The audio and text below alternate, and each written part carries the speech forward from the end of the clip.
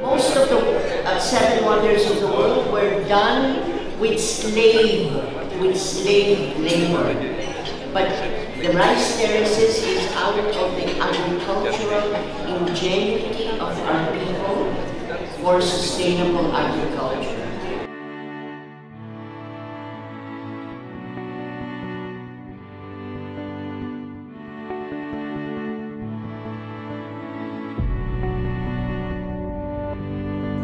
Like most of us who grew up under its shadow, we knew the terraces for its postcard pretty and now Instagrammable factor, a perfect backdrop for all those times of our lives when we needed to record a memorable event. A few were aware of the various problems it faced through the years: environmental degradation caused by frequent storms, the dwindling number of farmers who cared to tend the rice paddies patiently cultivated by their ancestors, the eventual abandonment of many of these paddies for opportunities elsewhere in neighboring communities or the big city.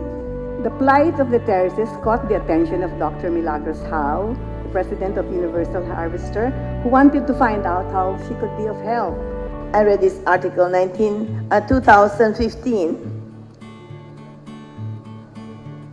and I cut it and I put it in our boardroom, and I told my staff, help me, remind me one day we'll go here. It said, the mayor fears the death of the Banaue Rice Terraces. See the wonder of media. If we read and we put in our hearts what they say, when they appeal and we listen to them, we listen to the appeal and we try to help them, it creates wonders. I remember this. It kept in my office for over a year, but I kept on remembering because I know I wanted to come back and help them. The first thought that came to my mind was this: if we do not get our acts together, we will lose the rice terraces, and we not only lose what was once a majestic vision of nature, more importantly, we lose a big part of our history. With this realization came the resolve and commitment. Through the help of like-minded advocates, we began our journey of mapping out the action plan to assist the national and local governments in their respective efforts to bring back the grandeur of the rice terraces. Despite its picture-perfect beauty, only a few of us are aware that this national treasure is in a state of degradation.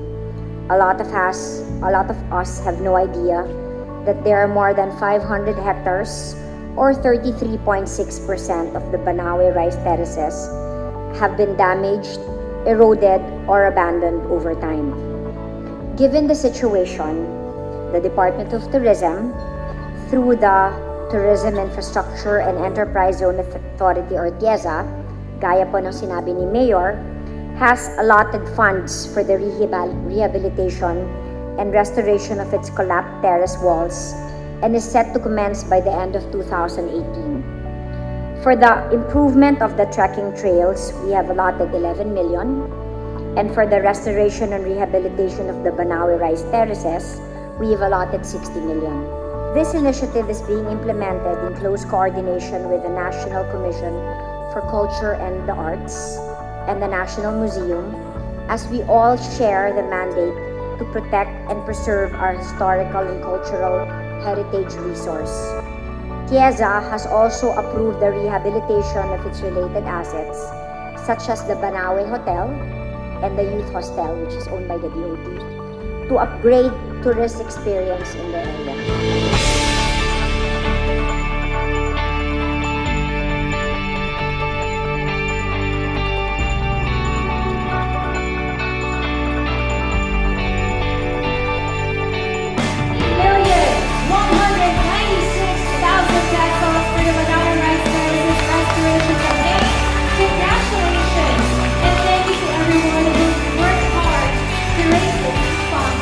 I am honored to be with you tonight, and it is my pleasure to introduce to you my municipality, Banaue, province of Ifugao, and to express my great gratitude to Dr. Milagros Ong-How for sharing her blessing to Banaue.